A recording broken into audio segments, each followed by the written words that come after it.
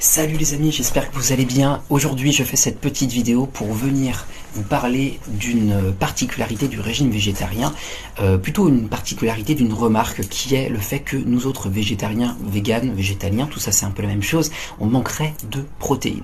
Et bien en fait c'est tout simplement une croyance, une idée reçue. La protéine, dans l'esprit notamment français, on va avoir tendance à l'attribuer à la chair animale. Viande, poisson, et c'est tout.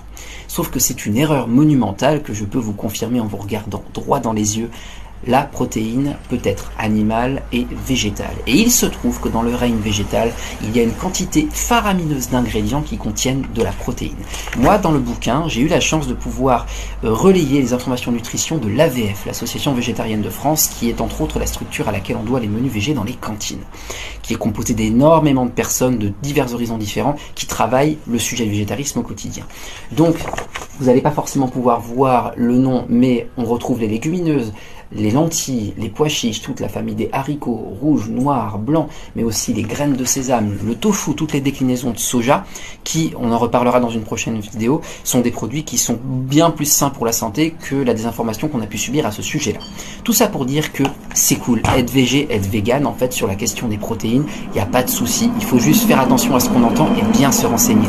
Je vous embrasse, bonne journée, à plus tard.